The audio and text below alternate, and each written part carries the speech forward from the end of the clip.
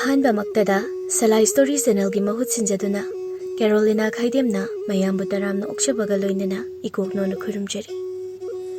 Ngasisu mahusagumna nungairaba wari ama miyamgidamakta puduna lakchari.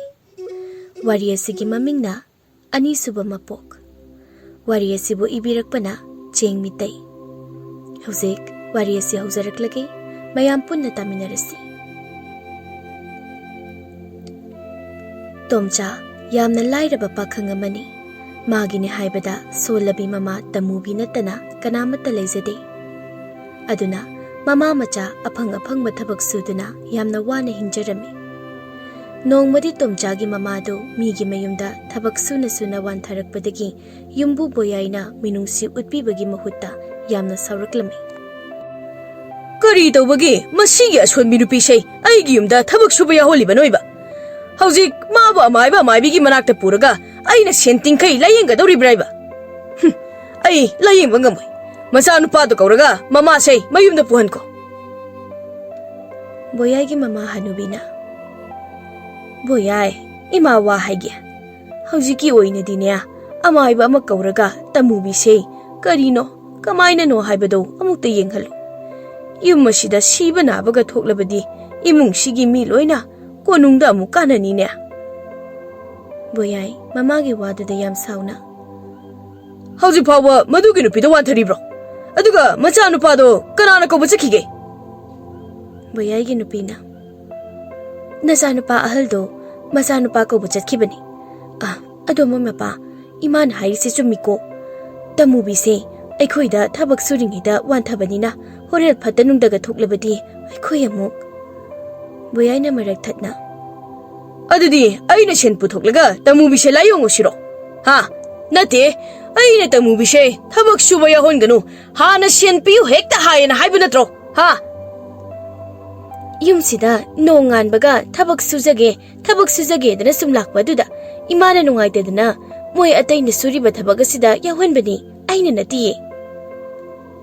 Ado kay dawrage. Imasu mama masagi matawaduda nungaitradana hoi haidana yahon bani ni bunga adu ergana imana shen puthoga tamu bishe layeng birodana iya onthok nasu nabuk jelpi idei bungo nangsia thabak subini pi kharana tamu bi wakhal tare tamu bi se ising se khara hanam ta thau nate nangbo Nasado nungaitrabadi thabak suba sila anu yadroiba mayumda kanano matawraga tamubido thilalu sasoro aduga ngasidagi thabak suba lakano haiko thabak suba ngamdrasu masak mataw phajarabadi aishu khara haraugadaba mayang naga kaksile masak naga asibi hek maladana ai sasa thindoko ko tu masano basulaito shina mama macha kaminarani Malim shida moy mama macha mangairi nushinarishi aikhoidi ima nushida badona moy dege ine hena ima nushidi bani kaise moy khangdri kai kandabda ibungo tamubi se senla cheng khara khakta bibi khone nangbo boyai mama de yam sauna taning de ima aingonda ima nang wa yam nangla kanu nang ai shaurakladine ima nang sora sondukchani he nang mama do mabuk ni nushina Onthok na sunabuk pati da ko ibungo nang siya. Hayeng sibada puba suyarod ba lanthum mayam dabo. Awa ana taraba solaba singa sida kharakhtang oiraba su mating panglamunya. Hayeng dang nasikraba matungda nangbu nungsinaba nangbu kaunadana ba. Tadi ni siya adum chatkrene. Hai mawahal tomcha mama masa se senla cheng kharakhakta pi khone mukta. Ima, ay talida. Hore na chanupa ahal na khangkrabadi ay among ipam sa kraydana phuba cheba tawrakani. Tumin ni hekpi khonea. Mi ngasay ayuktagini tamubi na thabak suba yawjarami bato. Ado ima, ay tali haiba. Tu, tamubi su masanupa tomsa na mayumda pukre. Ay su imong dasang lagi ima. His. Onthok na su pati da ko. Isanupa ahal ka, mahu ahal ka siya.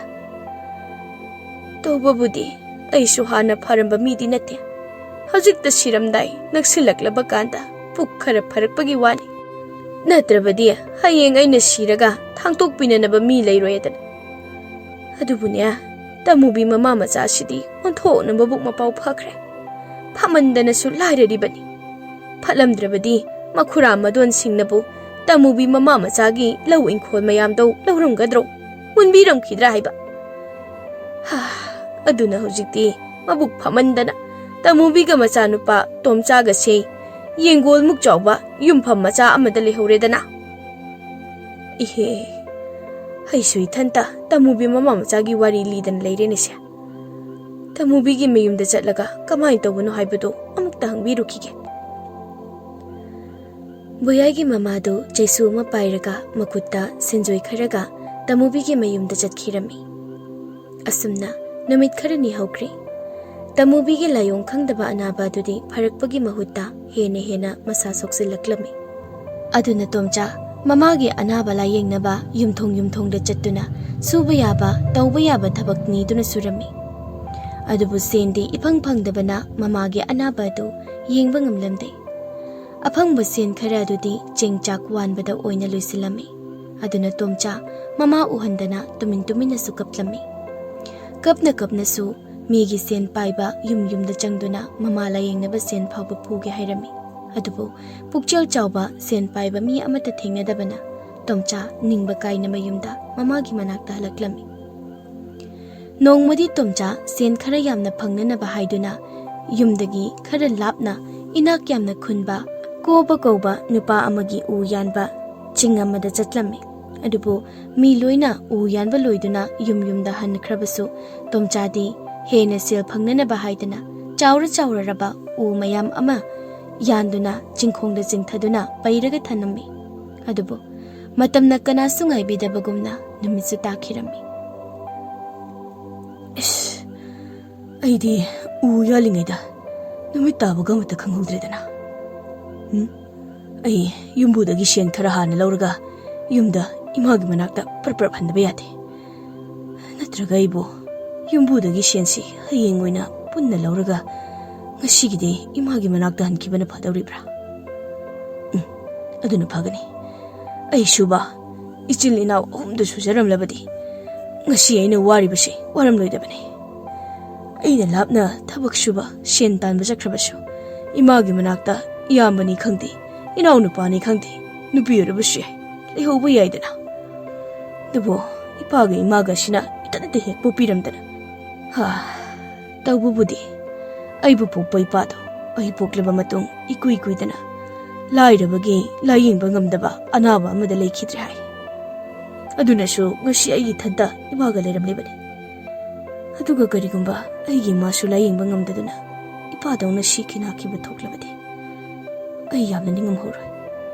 Dumaina tawradi aishune imagi matung induna isa itanta thang thillaga sijagadawbani. Ikhang haudana tomchagi matungdagi nupi amagi khonjalda nasa naudi yam phaibu pangdi yam pangdena.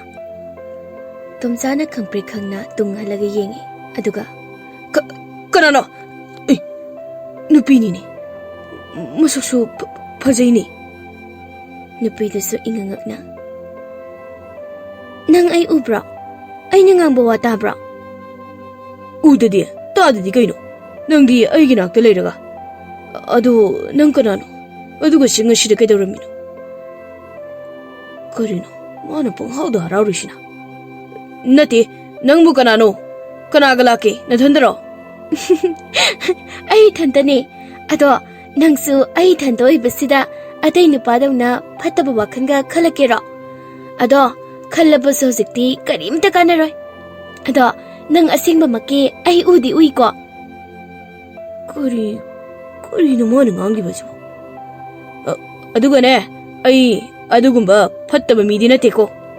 Aduga karigina nangna ngahak leitana ai ubra dana haidubo. Nate nangbu butlaba. Is masak matau phasakrabi lesabi aisibu butlai. Oh but natiye butti masak thibane kibane. Aidi thawai ne thawai masak pazabi thawai.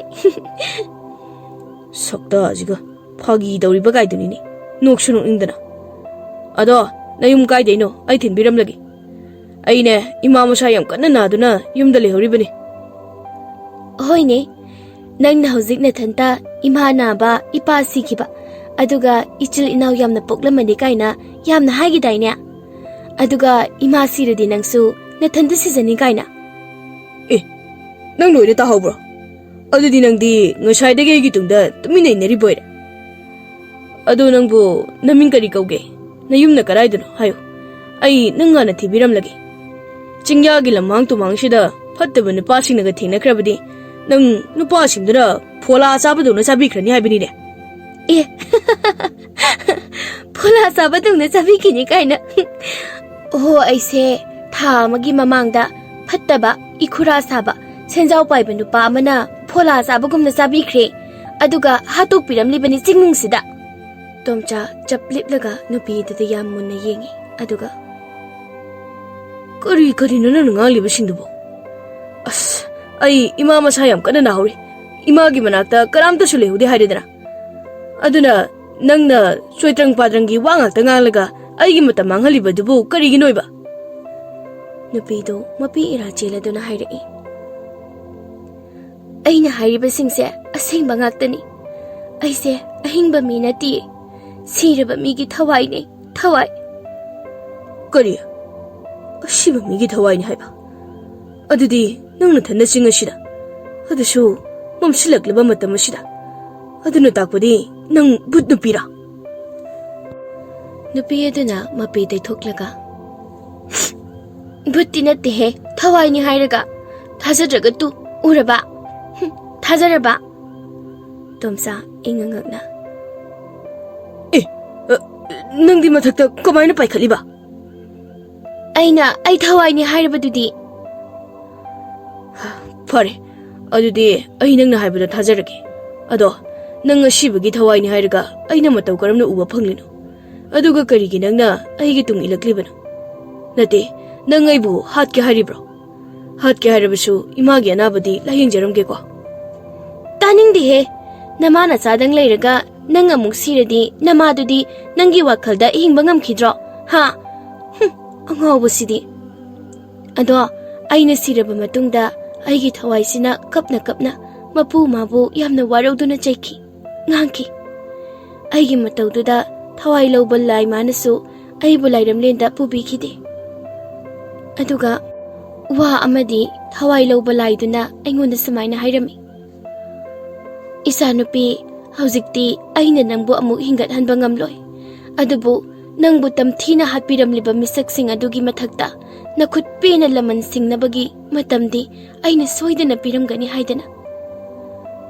ꯑꯣ ꯑꯗꯨꯗꯤ ꯍꯧꯖꯤꯛ ꯅꯪꯕꯨ ꯍꯥꯠꯄ ꯃꯤꯁꯤꯡ ꯑꯗꯣ ꯅꯪꯅ ꯂꯃꯟ ꯈꯨꯝꯈ꯭ꯔꯕ꯭ꯔꯥ ꯀꯥꯏꯗꯩꯅꯣꯍꯦ ꯑꯗꯣ ꯑꯩꯒꯤ ꯋꯥꯔꯤ ꯂꯣꯏꯕ ꯐꯥꯎꯕ ꯍꯥꯟꯅ ꯇꯥꯈꯣ ꯑꯗꯨꯒꯅꯦ ꯂꯥꯏꯗꯨꯅ ꯁꯨꯃꯥꯏꯅ ꯑꯃꯨꯛ ꯍꯥꯏꯔꯝꯃꯦ ꯑꯗꯨꯕꯨ ꯅꯪ ꯍꯧꯖꯤꯛꯇꯤ ꯆꯤꯡ ꯑꯁꯤꯗꯒꯤ ꯍꯦꯟꯗꯣꯛꯇꯨꯅ ꯆꯠꯄꯗꯤ ꯌꯥꯈꯤꯔꯣꯏ ꯃꯔꯝꯗꯤ ꯅꯪꯒꯤ ꯊꯋꯥꯏ ꯌꯥꯎꯗ꯭ꯔꯕ ꯍꯛꯆꯥꯡ ꯑꯁꯦ ꯐꯠꯇ ꯍꯥꯎꯊꯤꯒꯨꯝꯅ ꯆꯤꯡꯅꯨꯡ ꯑꯁꯤꯗ ꯇꯥꯗꯨꯅ ꯂꯩꯔꯤ ꯃꯁꯤ ꯍꯥꯟꯅ ꯃꯊꯧ ꯃꯉꯝ ꯄꯥꯡꯊꯣꯛꯂꯕ ꯃꯇꯨꯡ ꯅꯪꯅ ꯆꯠꯅꯤꯡꯕ ꯃꯐꯝꯗ ꯇꯧꯅꯤꯡꯕꯗ ꯇꯧꯗꯨꯅ ꯐꯠꯇꯕ ꯃꯤꯁꯤꯡ ꯑꯗꯣ ꯍꯥꯠꯇꯨꯅ ꯂꯃꯟ ꯈꯨꯝꯃꯨ ꯍꯥꯏꯗꯅ ꯃꯗꯨꯗ ꯑꯩꯅ ꯍꯦ ꯊꯋꯥꯏ ꯂꯧꯕ ꯂꯥꯏ ꯑꯩꯒꯤ ꯍꯛꯆꯥꯡ ꯑꯁꯤꯗꯤ ꯆꯤꯡꯅꯨꯡ ꯑꯁꯤꯗ ꯂꯩꯕ ꯍꯥꯏꯕꯗꯤ ꯃꯤ ꯀꯅꯥꯃꯠꯇꯅ ꯈꯪꯕꯤꯔꯣꯏ ꯎꯁꯨ ꯎꯕꯤꯔꯣꯏ ꯑꯗꯨꯒ ꯑꯩꯒꯤ ꯍꯛꯆꯥꯡ ꯑꯁꯤꯁꯨ ꯇꯤꯟ ꯀꯥꯡꯅ ꯆꯥꯗꯨꯅ ꯄꯠ ꯄꯨꯝꯗꯅ ꯃꯥꯡꯈ꯭ꯔꯒꯅꯤ ꯁꯨꯃꯥꯏꯅ ꯇꯧꯔꯕꯗꯤ ꯑꯩꯒꯤ ꯊꯋꯥꯏ ꯑꯁꯤ ꯆꯤꯡ ꯑꯁꯤꯗꯒꯤ ꯍꯦꯟꯗꯣꯛꯄ ꯉꯝꯗꯅ ꯋꯥꯅ ꯑꯗꯨꯝ ꯂꯦꯟꯗꯧꯔꯕ꯭ꯔꯥ ꯍꯥꯏꯗꯅ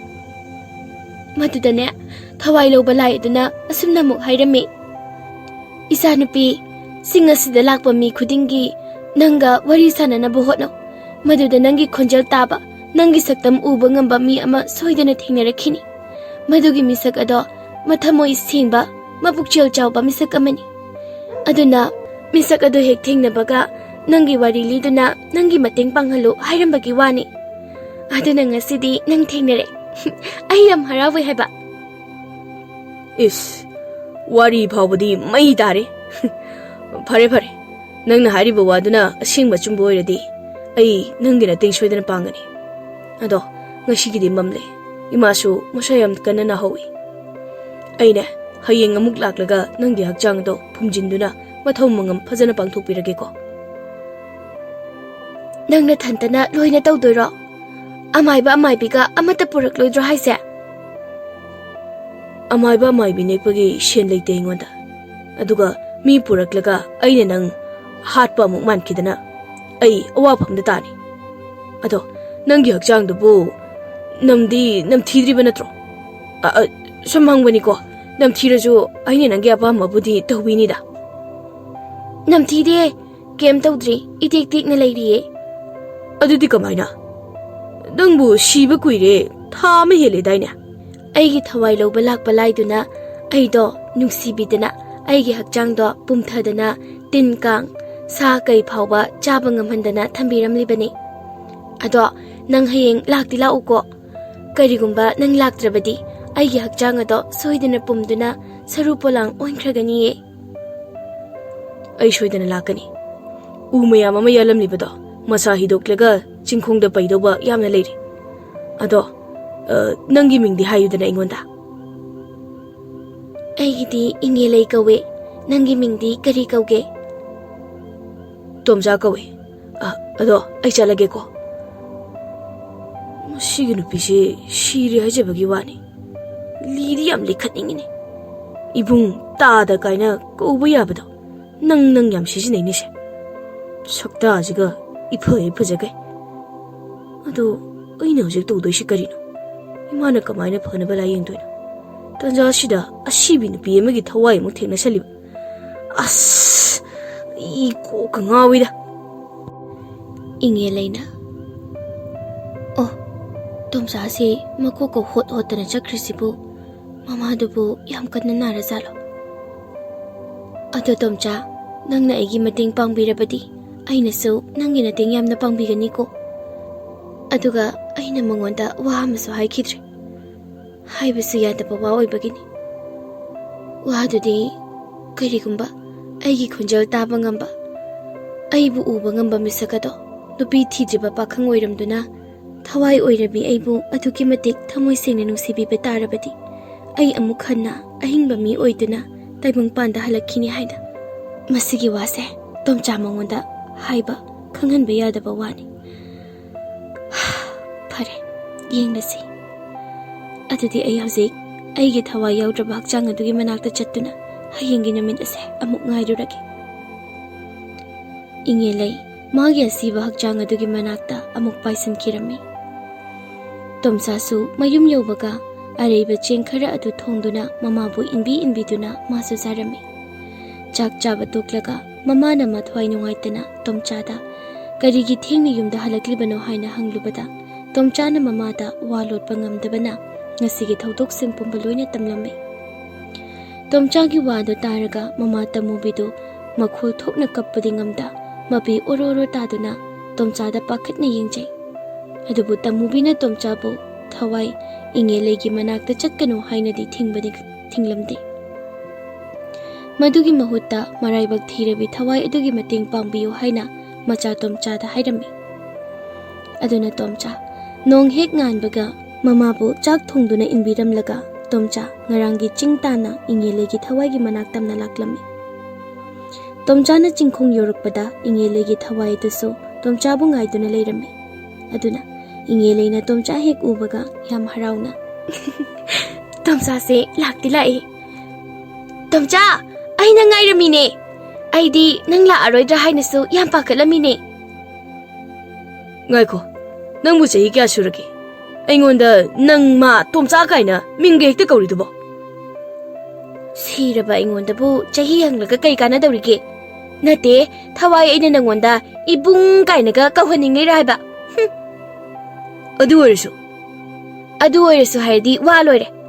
ꯑꯗꯣ ꯉꯔꯥꯡ ꯅꯪꯅ ꯌꯥꯜꯂꯝꯕ ꯎ ꯃꯌꯥꯝꯗꯣ ꯃꯁꯥ ꯍꯤꯗꯣꯛꯂꯒ ꯆꯤꯡꯈꯣꯡꯗ ꯑꯁꯤꯗ ꯄꯨꯂꯞ ꯄꯩꯁꯤꯜꯂꯒ ꯊꯝꯕꯤꯔꯕꯅꯤ. ꯇꯣꯝꯆꯥ ꯏꯉꯛꯅ, ꯍꯥ, ꯑꯁꯤꯗꯤ ꯅꯪꯗꯤ ꯀꯃꯥꯏꯅ? ꯅꯠꯇꯦ, ꯊꯋꯥꯏ ꯅꯪꯁꯨ ꯊꯥꯡ ꯄꯥꯏꯕ꯭ꯔꯣ? ꯑꯗꯨꯒ ꯑꯗꯨꯛ ꯆꯥꯎꯔꯕ ꯎ ꯃꯌꯥꯝꯁꯤꯕꯨ ꯆꯤꯡꯗꯒꯤ ꯀꯃꯥꯏꯅ ꯅꯪꯅ ꯄꯨꯊꯔꯛꯂꯤꯅꯣ ꯍꯥꯏꯕ? ꯑꯩꯁꯨ ꯈꯪꯗꯦ. ꯑꯗꯣ ꯑꯩ ꯍꯧꯖꯤꯛꯇꯤ ꯑꯩꯅ ꯊꯥꯖꯗꯕ, ꯃꯪꯗ ꯐꯥꯎꯕ ꯈꯜꯂꯨꯗꯕ ꯊꯕꯛ ꯀꯌꯥ ꯑꯃ ꯇꯧꯕ ꯉꯝꯃꯤ. ꯃꯁꯦ ꯑꯩꯅ ꯍꯤꯡꯂꯤꯉꯩ ꯃꯇꯝ ꯈꯔꯗ ꯑꯩꯅ ꯑꯐꯕ ꯊꯕꯛ ꯃꯌꯥꯝ ꯑꯃ ꯇꯧꯔꯝꯕ, ꯃꯤꯒꯤ ꯐꯠꯇꯅꯕ ꯊꯕꯛ ꯑꯃꯠꯇ ꯇꯧꯔꯝꯗꯕꯗꯣ ꯑꯗꯨꯒꯤꯅꯦꯅ ꯍꯥꯏꯌꯦ. thawai lauba laiduna hairamiro. Hoi he. Ado chingda mi kanamta lakdringaida aigi hakchangdo mathau mangam phajana amta pangthokpiyuba. Aduga karino nangna phina yomlaga purakliduba. Yompak kasu yauri. Horel aigi hakchangdaga yalakanu ko yompaktuna. Adudi horel khangani. Ingele ipa pakatna. Aha, kariba. Ado nang haidi hai ko. Horel hairamdadana ba ai phattaba but oina olakani ko. Adumaina ka tawradi nang hana ha tawni he. Aha. Aibu yumda halobana phadorene. Ngai ko phagi tawbani. Ado nangna aigi mateng pangbirabadi ainasu nangi mateng pangbigani ko. Aduga imana naribada adasu aina phandoini. Asingbro ingele nangna haribado adudi nangi ko aingonda wayam ngalakan laishon din son ba amuk soini. Ado karaino nangi hakchang dubo. Lao aigi tung inaro. Chingkhara karaga lokjap amada ingele thawai yaudrba hakchang adu leirami. Ingele hakchang adu hek ubaga tomchana. Shidi nanga masa chap manaina. Aima angawbo aine masu thawai yaudre haiba khaktani. Hoini. Ado nangse masakti phadi phajabajani. Karigino nangi saktamda tariba bamisina loina khamtine. Aigi khori charamse metlaga hapiramбagi mamine tarido. Ado mi lakpana halani sasa tawro haiba. Hama kaino mana yenglisibo. O aido sirabane ahingba natiye. Hoi he. Nupi yaisini shiraba phawba isa odum lang. Ado nangi hakchangse sidabaga chap manai itikti. Phukka hogalaga kanna noglakadaba maline.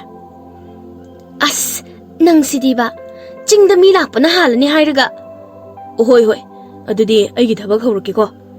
Karaino aina purokpa yompaktuna. Tomchana loknung aduda ingele phumnana ba koma ma chawna tawrami. Aduga ingele gi hakchang adugi happa chanba u kharana ku masu semlami. Madu loiraga ching aduda hoba laphu kharaga la kharaga yanduna laitin khoiramduna ingele gi hakchang adu ku aduda haptuna koma aduda phumjin khirami. Phumjinba loibaga ching aduda u yanba mi mayama makarakpagi makhol sa tarami. Aduga u chingnanaba iroi achau ba khara su purak patarami. Aduga ingele so magi hakchang adugi mathau mangamdo haita tomchana pangthokpiba duda hojikti ingele gi thawai adu yamna haraurami. Aduna lok adudagi tomchaga ingele gi thawai gado chingkhong tamna kumtharaklami. Maduda u yalhaliba ina khunba nupa kobudasu chingkhong aduda leirami. Kobe hek ubaga ingeleina mapi ira chinduna kaplai. Ingele kappa duda tomchana. Ingele karigino nang namu kapliduna. Nati nang hojisu chingkhong asidagi hena chatpa yadribro. Adu oiragana nangi hakchangdo amukko thoklaga phumsi haibro. Adui nati aina kaplisidi. Adudi karigi kapliba. Mangda uriba masananba halase aibu hek pukpiba aigi ipane. Adugine aina aigi paba uraga kaplibase. Oh, adugi oire. Adudi nangdi shil jamna paiba ina khunba kubagi machanupi oire. Aduga aina u mayam ama yaliba sisu noigi oire. Hoi oiramani. Adu ingele nangi pabase inaga suk yamna khuladi sangasu mayam ama leramgani. Aduna nangbu tamthina hatliba mido aingonda hairo. Ai nangi pabada hairaga fattaba mido warakhangi. Madu karisu kanaroi. Karigi kanaroi aduga noi pabase nanga kainari haibagi awaba saktambu iman mande. Hoi thamoi nungdabudi kaplamgani ko. Hayeng nang shire taibang pansida leitre haiba khangleba matamda noi pabase hena mathamoi kaiduna kaplakhini. Ado aigi pabana nang kauri kari haini no hanglocho. Adugane aigi maramda pabada kari mata hairunuko. Aigi wari asengbadi ai hore nangonda loina libirageba.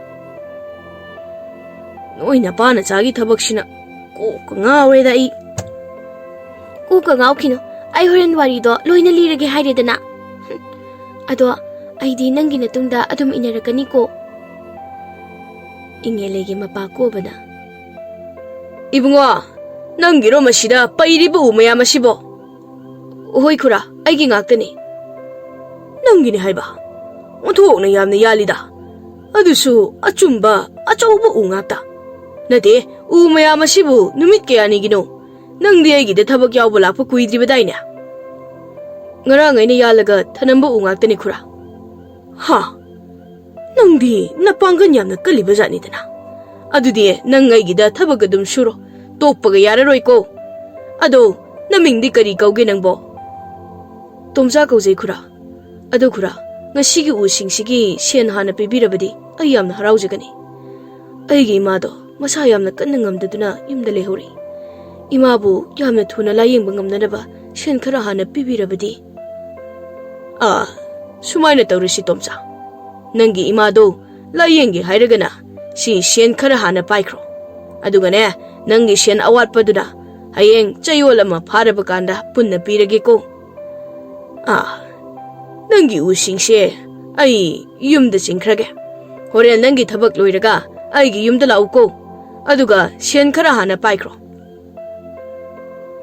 ꯇꯣꯝꯆꯥ ꯑꯩꯒꯤ ꯄꯥꯕꯁꯦ ꯌꯥꯝ ꯂꯤꯛꯄꯅꯤ ꯁꯦꯟ ꯂꯩꯔꯁꯨ ꯄꯤꯊꯣꯛꯅꯤꯡꯗꯕꯅꯤ ꯑꯗꯨꯒ ꯊꯕꯛ ꯁꯨꯗ ꯄꯪꯍꯥꯏꯗ ꯍꯥꯏꯕꯅꯤ ꯍꯌꯦꯡ ꯊꯕꯛ ꯂꯣꯏꯔꯁꯨ ꯁꯦꯟ ꯁꯨꯅꯕ ꯄꯤꯔꯛꯑꯣꯏ ꯊꯕꯛ ꯑꯇꯩ ꯇꯧꯀꯣ ꯄꯨꯟꯅ ꯄꯤꯒꯦ ꯍꯥꯏꯔꯒ ꯑꯗꯨꯝ ꯐꯥꯔꯒ ꯊꯝꯕꯅꯤ ꯑꯗꯨꯗꯤ ꯑꯩꯒꯤ ꯏꯃꯥꯗꯤ ꯀꯃꯥꯏꯅ ꯂꯥꯌꯦꯡꯕ ꯉꯝꯗꯣꯏꯕ ꯑꯩꯗꯤ ꯑꯗꯨꯒꯤꯗꯤ ꯀꯔꯤꯝꯇ ꯈꯜꯂꯨꯅꯨ ꯑꯩ ꯂꯩꯔꯤꯁꯤꯗꯤ ꯑꯗꯣ ꯅꯪ ꯉꯁꯤꯗꯤ ꯊꯕꯛ ꯁꯨꯕ ꯌꯥꯎꯔꯨꯔꯅꯨ ꯌꯨꯝꯗ 이마ꯒꯤ ꯃꯅꯥꯛꯇ ꯍꯜꯂꯁꯤ 이마ꯒꯤ ꯑꯅꯥꯕꯗꯣ ꯑꯩ ꯐꯍꯟꯕꯤꯔꯒꯦꯕ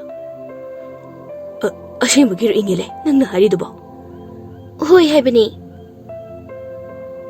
ꯇꯣꯝꯆꯥ ꯀꯅꯥꯒꯅꯣꯅꯦ ꯅꯪꯅ ꯋꯥꯔꯤ ꯁꯥꯟꯅꯔꯤꯕ ꯑꯗꯨꯕꯣ ꯊꯋꯥꯏꯒꯅꯤ ꯈꯨꯔꯥ ꯀꯔꯤꯕ ꯇꯣꯝꯆꯥ ꯀꯩꯁꯨ ꯅꯠꯇꯦꯗ ꯈꯨꯔꯥ ꯑꯗꯨ ꯈꯨꯔꯥ ꯑꯩ ꯉꯁꯤꯒꯤꯗꯤ ꯌꯨꯝꯗ ꯍꯟꯖꯈ꯭ꯔꯒꯦ 이마ꯗꯣ ꯃꯁꯥ ꯌꯥꯝꯅ ꯀꯟꯅ ꯉꯝꯍꯧꯗꯕꯅꯤ ꯍꯣꯔꯦꯟ ꯈꯨꯔꯥꯒꯤ ꯌꯨꯝꯗ ꯁꯦꯟ ꯂꯧꯕ ꯑꯣꯏꯅ ꯂꯥꯛꯆꯔꯒꯦ ꯈꯨꯔꯥ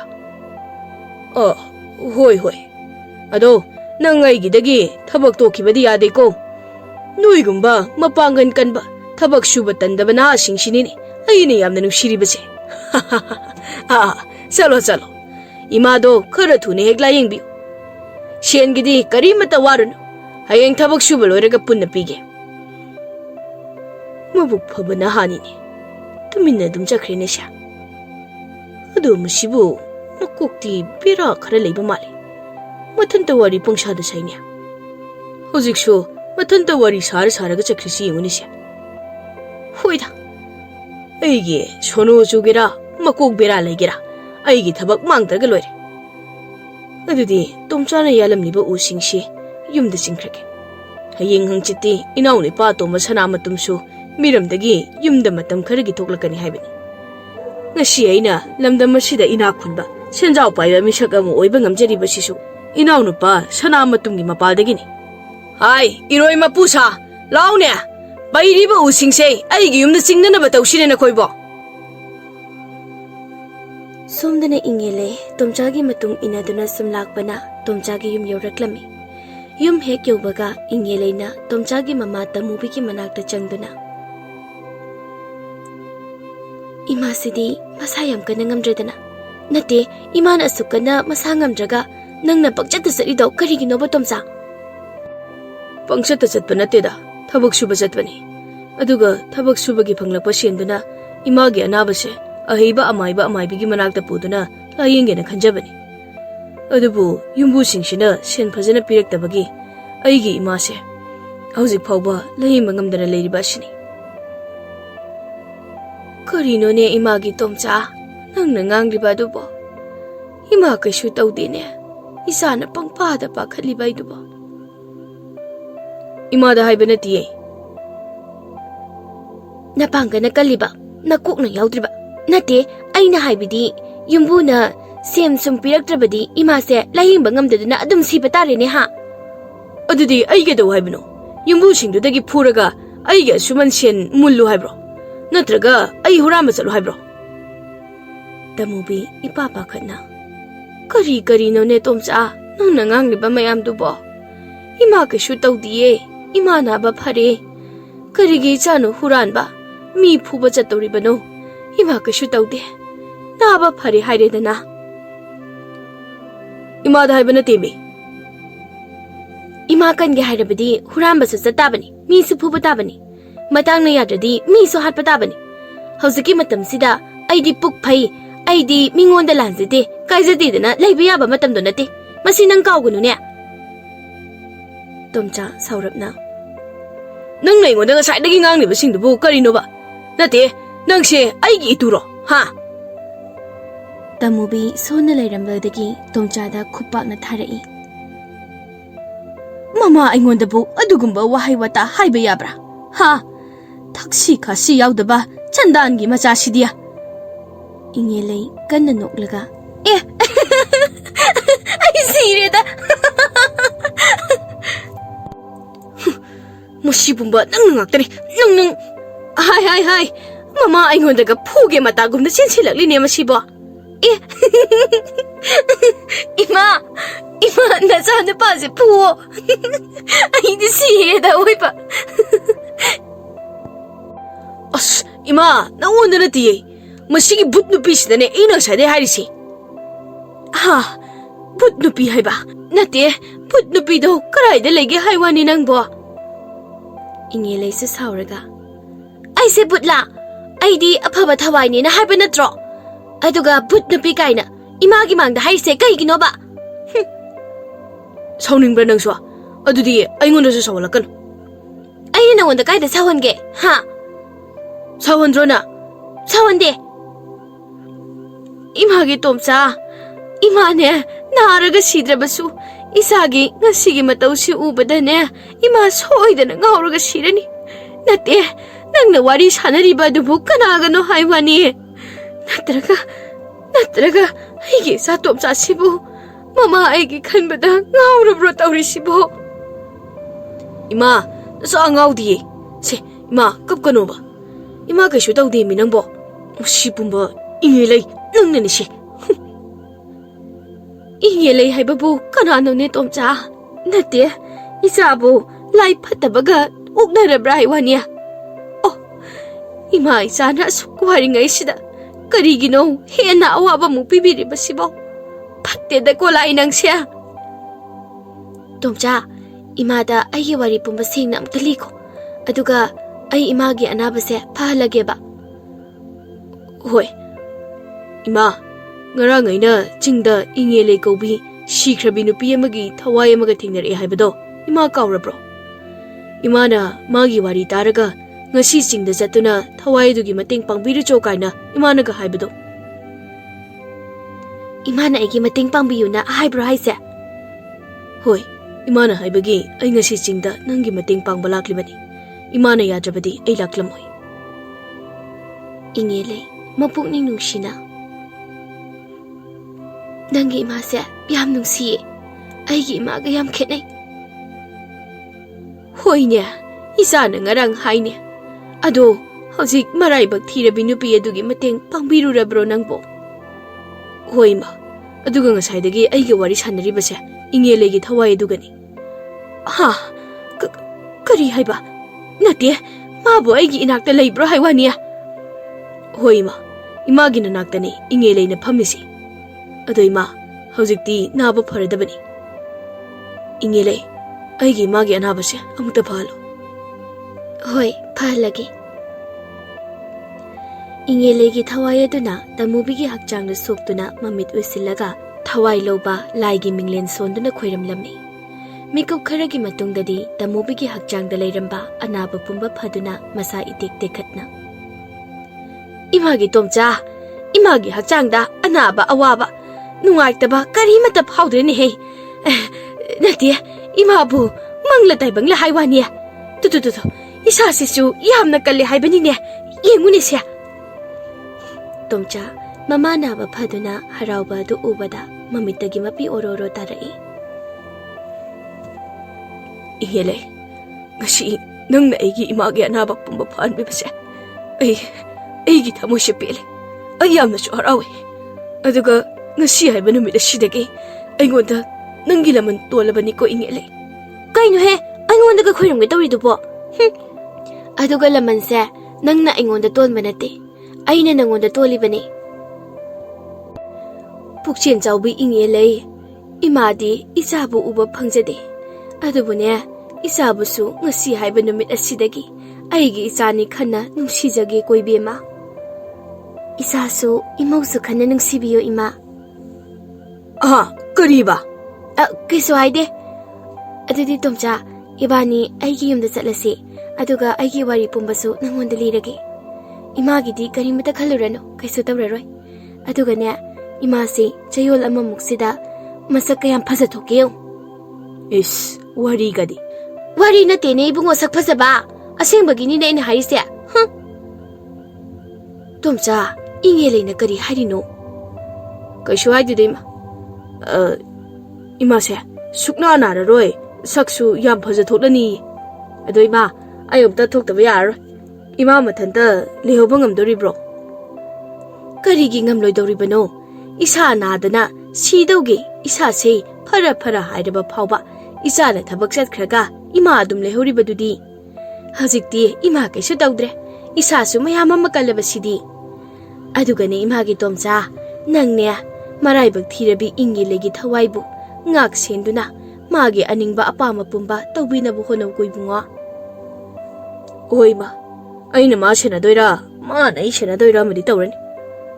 Adudi ma nasa amung tholukhige ko. Ma ingeleina imagi khongsoktuna khuramliye. Kadai aina imagi khongda kaino solopagum tawi dunini. Ingelei nangna landaba makta oirabadi nang imagi nakta hingduna mukla khokoibema. Hoi ma ado ima madumadi ayi khutta leite nasanupagi makhutta lei. Karino nangna mungaliduna nate ai sibu lai oina urabra banagna. Karino amu tawnari sibu noini bo. Ma na haine mana mukhanna hingdaga lakpase nasa aigi khutta leiye. Adudi ma nasa se lai raba. Adoi ma ai mu tholage ko nganna yumda halake. Moi mapadesu shen laurudoinei. Tomchaga ingelegi thawai duga thokibaga tamubidi manga chap manana machanupana chatkibado yengduna lehawi.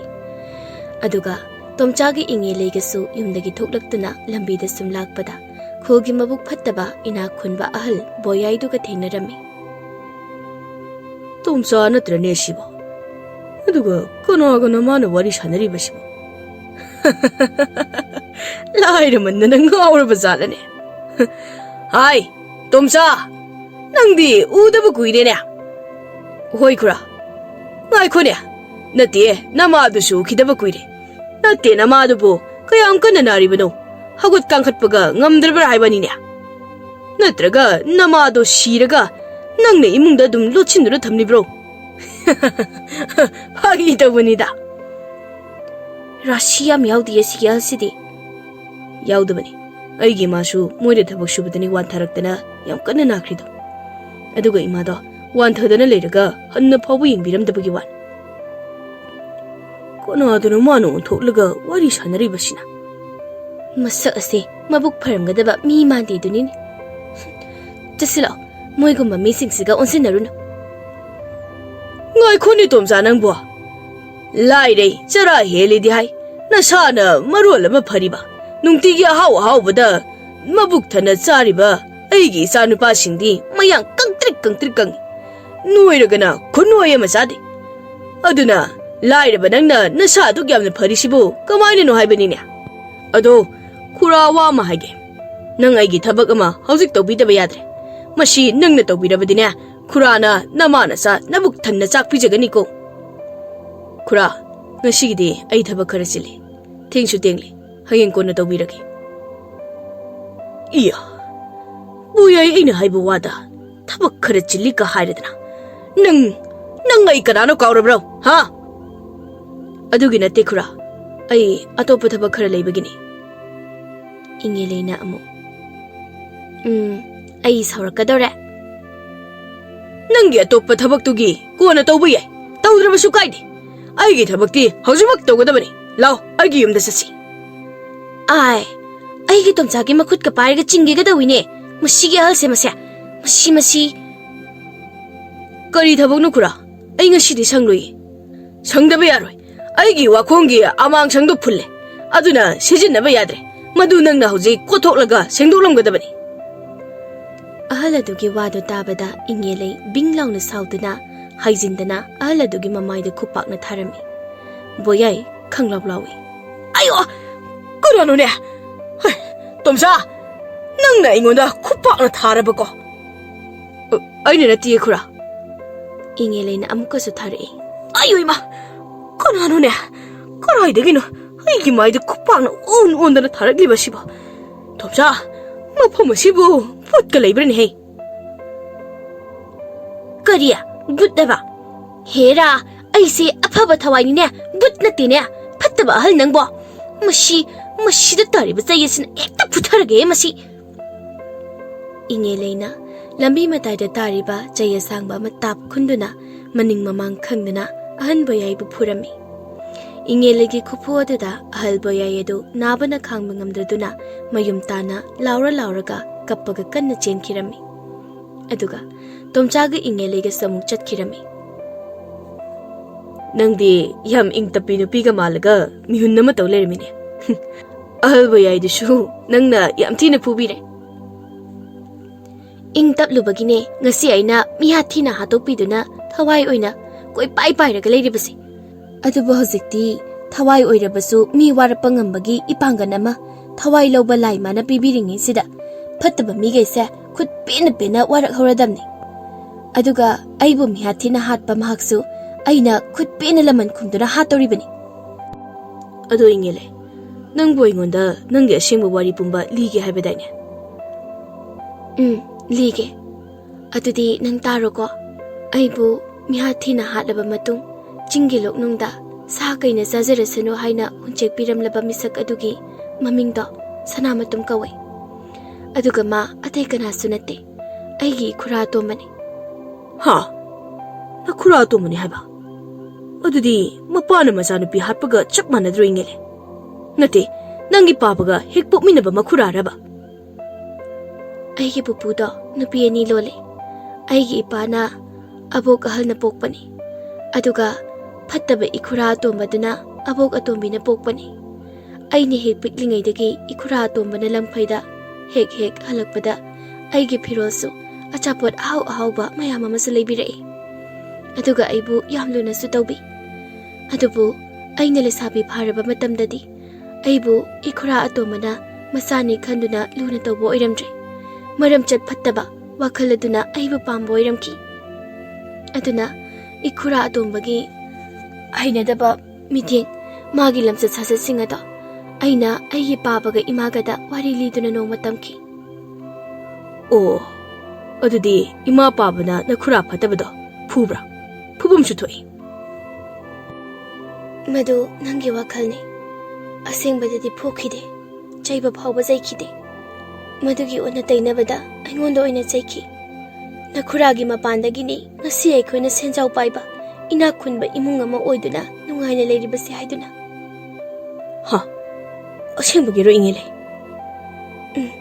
ꯑꯁꯦꯡꯕꯅꯦ ꯑꯩꯅ ꯍꯥꯏꯔꯤꯁꯤ ꯑꯗꯨꯒ ꯑꯩꯅ ꯍꯥꯏꯔꯤꯕ ꯋꯥ ꯃꯌꯥꯝꯗꯣ ꯃꯤꯉꯣꯟꯗ ꯍꯥꯏꯒꯅꯨ ꯏꯃꯨꯡꯒꯤꯁꯨ ꯁꯥꯒꯩꯒꯤꯁꯨ ꯃꯤꯡꯆꯠ ꯊꯤꯒꯅꯤ ꯍꯥꯏꯗꯨꯅ ꯑꯩꯉꯣꯟꯗ ꯑꯣꯏꯅ ꯆꯩꯈꯤ ꯃꯗꯨꯒꯤ ꯅꯨꯃꯤꯠ ꯈꯔꯅꯤ ꯂꯩꯔꯒ ꯏꯈꯨꯔꯥ ꯑꯇꯣꯝꯕꯅ ꯑꯩꯕꯨ ꯐꯥꯗꯨꯅ ꯂꯧꯅꯅꯕ ꯍꯣꯠꯅꯈꯤ ꯃꯗꯨꯗ ꯑꯩꯅ ꯀꯟꯅ ꯂꯥꯎꯕꯗꯒꯤ ꯑꯩꯒꯤ ꯏꯕꯨꯡ ꯑꯃꯗꯤ ꯁꯥꯒꯩꯒꯤ ꯃꯤ ꯃꯌꯥꯝ ꯑꯃ ꯆꯦꯟꯁꯤꯜꯂꯛꯇꯨꯅ ꯏꯈꯨꯔꯥ ꯑꯇꯣꯝꯕꯗꯨ ꯐꯥꯈꯤ ꯑꯗꯨꯒ ꯑꯩꯁꯨ ꯅꯨꯃꯤꯠꯇꯨꯗꯗꯤ ꯊꯋꯥꯏ ꯍꯤꯡꯍꯧꯈꯤ ꯀꯂꯛꯇꯨꯝ ꯄꯦꯜꯂꯤ ꯃꯌꯥꯝ ꯆꯪꯗꯨꯅ ꯅꯈꯨꯔꯥꯗꯣ ꯐꯨꯕ꯭ꯔꯥ ꯌꯨꯝꯗꯒꯤ ꯇꯥꯟꯊꯣꯛꯈꯤꯕ꯭ꯔꯣ ꯇꯥꯟꯊꯣꯛꯇꯦ ꯑꯩꯒꯤ ꯏꯕꯨꯡꯅꯗꯤ ꯏꯈꯨꯔꯥ ꯑꯇꯣꯝꯕꯁꯨ ꯐꯨꯈꯤ ꯑꯗꯨꯕꯨ ꯊꯧꯗꯣꯛ ꯑꯁꯦ ꯏꯪꯈꯣꯜ ꯋꯥꯡꯃ ꯂꯥꯟꯈ꯭ꯔꯕꯗꯤ ꯁꯥꯒꯩꯒꯤ ꯃꯤꯡꯆꯠ ꯊꯤꯒꯅꯤ ꯈꯨꯜ ꯂꯩꯀꯥꯏꯅ ꯅꯣꯛꯅꯈꯤꯅꯤ ꯍꯥꯏꯗꯨꯅ ꯏꯃꯥ ꯏꯄꯥ ꯌꯥꯎꯅ ꯁꯥꯒꯩꯒꯤ ꯑꯍꯜꯁꯤꯡꯅ ꯃꯅꯨꯡꯗ ꯇꯨꯃꯤꯟꯅ ꯋꯥ ꯂꯣꯏꯁꯤꯟꯅꯈꯤ ꯃꯗꯨꯗꯁꯨ ꯑꯩ ꯌꯥꯝꯅ ꯀꯞꯈꯤ ꯑꯗꯨꯒ ꯏꯈꯨꯔꯥ ꯑꯇꯣꯝꯕꯁꯨ ꯃꯤꯔꯝꯗꯅꯤ ꯍꯥꯏꯗꯨꯅ ꯑꯃꯨꯛ ꯆꯠꯈꯤ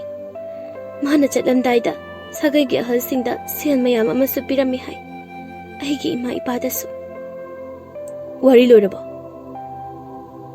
Kamaina loidoino, ai shidriye. Hoini, nang shire ko. Aiga wari sanaisina nangi thawai ko. Ado, nang kamaina no shirido. Nakurado, miram da chakra hairaga. Sibana tiye, haatine aido. Ikurado, miram da chatle hairaga, chatabida, ai senaduna mirod oina leiramini. Aduga nongmadi, aina sandhyaya chinglakpagi lai khuramnaba, maningi pukridagi singsokpa chatpada, tungdagi ikura tombana, aigi chinda phi amana misilakhi. Aisu chin hek melakpaga adum wantharaba male. Adudi, phi aduduna khura tombana, wantharaba hidak ama soidana halamgani. Soidana haplamgani. Aina wakal khara taraktuna, makeup khara thoklakpa matamdadi, aido siraba male. Aigi thawa yaudraba hakchangado, Pibam kaina taduna, chingiluk nungduda taduna leirami. Aduga ikura tombaduna, ipapa khatna, mapimaro lusinduna chenana bataurami. Aduga ikura tombagi machildasu. Aina tauribase, karino, aidi mi khangnarakadra pakhat mandana. Inge leise, makhori metuna hadaba male haiba wahayasini. Aduga ikura do, chingadudagi mamailotuna chenki. Ingelegi wari singadu taraba matungda tomcha mapi ira chenduna ingeleda munne yenglami. Aduga khonjel nikna. Nang shira habase. Noigi yumgi mi amatana khangjabra. Khangdragasu. Nangna yumdagi mafam khangdana mangkiba tarabadi. Nangbu thipam thoktabra ingele. Nangna haribada chummani. Ado ngasi phawbada aibu thiba kanamatana laktri. Aduga ngasai ayuk aigi ipagi maithongadudi. Awaba mami amata tade. Hanagumna harauna adum lay. Madu pumba khangnanabani. Aina aigi yumda chatsena haribasi. Ado, wari di loirabo. Aduga noi khulna kiyam watligi yaugadaba. Aikhoigi khul yaure ibanina laklibasi. Hojik yum yaudorabani. Ha. Aidi nangi wari do tarubadagi aishe chatlira phamlira haiba khangludri. Khangoina. Do, aada leire aigi yum. Karai. Ashiro. Ash, noigi yum shidi kupazamni he. Chawsham chawina. Yumda muk mitarurano. Lao, changase. Aduga ipang pangkai aina hojik liba wari singdo ipag imaga de lithokanuko. Do, mangwanda phamise aigi imani. Aduga somgi yum mayamsina aigi ipagi machil manaw ngaktani. Aina sagai haibado. Aigi ibung khaidi amata udini. Tumcha, imana nang ukre. Adugane, aigi imasi khara pangbani ko. Aduna wari sabado haina singna sano. Ai nangina nakta dum leidoini. Hoi. Tumcha na ingilegi mayumda changduna, mangda ungduna phamliba mamadugi manakta changduna. Ingilegi ima oibirabra. As, aigi ming pandadi yadro tumcha nangbo. Tu, aigi ming palubadagi imase phukha watlaga nang tamna sinsila ito. Nang sidi.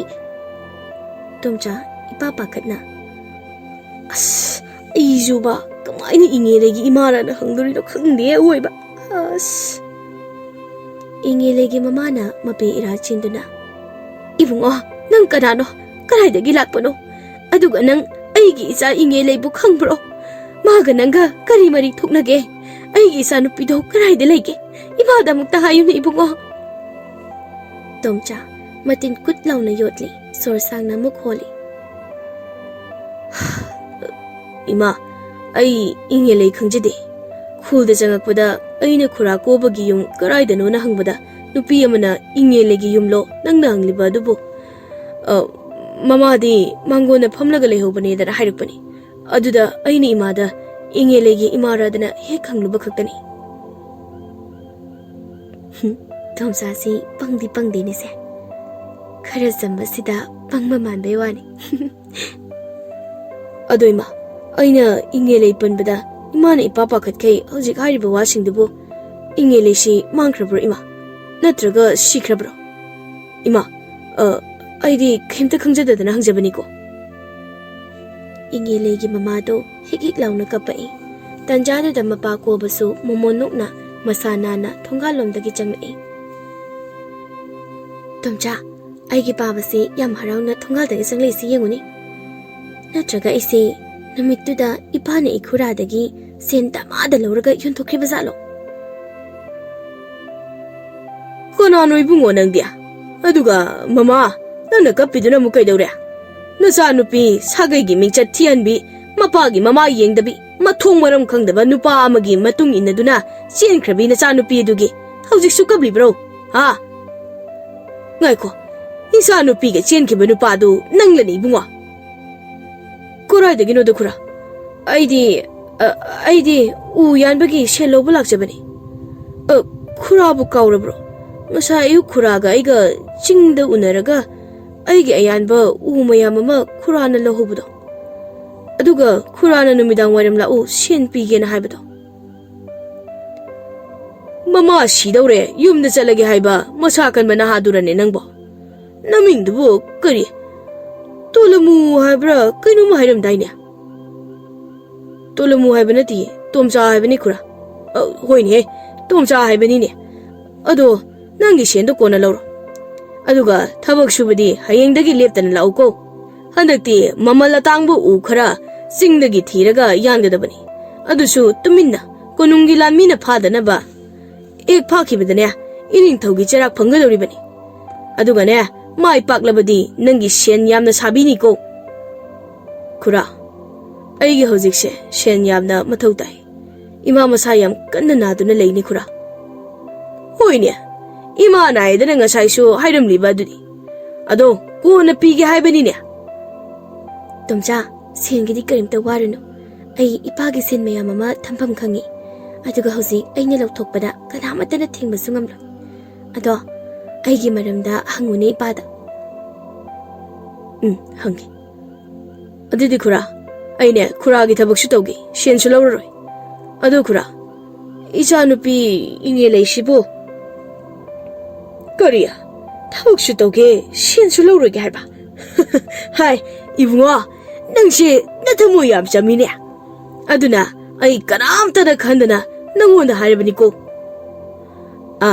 ꯏꯉꯦ ꯂꯩꯁꯦ ꯑꯩꯒꯤ ꯃꯊꯟꯇ ꯌꯥꯎꯖꯕꯤ ꯏꯆꯥꯅꯨꯄꯤꯅꯤ ꯑꯗꯨꯕꯨ ꯃꯄꯥ ꯑꯩꯅ ꯃꯊꯟꯇ ꯄꯣꯛꯑꯦꯗꯅ ꯈꯔ ꯍꯦꯟꯅ ꯂꯨꯅ ꯇꯧꯔꯨꯗꯅ ꯃꯥꯡꯂꯦꯗꯅ ꯃꯥꯡꯂꯦ ꯍꯥꯏꯕꯗꯤ ꯃꯥꯡꯈ꯭ꯔꯕ꯭ꯔꯥ ꯍꯥꯏꯔꯤꯁꯤ ꯈꯨꯔꯥ ꯇꯞꯅ ꯉꯥꯡꯉꯨꯅꯦ ꯃꯤ ꯇꯥꯕ ꯌꯥꯕ ꯅꯠꯇꯦꯅꯦ ꯍꯣꯏ ꯃꯥꯡꯈ꯭ꯔꯦꯗꯨꯅꯤ ꯃꯁꯛ ꯈꯪꯗꯕ ꯅꯨꯄꯥ ꯑꯃꯒꯤ ꯃꯇꯨꯡ ꯏꯟꯅꯔꯒ ꯆꯦꯟꯈꯤꯕꯗꯒꯤ ꯌꯨꯝꯗ ꯑꯗꯨꯝ ꯍꯜꯂꯛꯈꯤꯗ꯭ꯔꯦ ꯍꯥꯏꯗꯣꯛꯄꯁꯨ ꯂꯥꯛꯇꯦ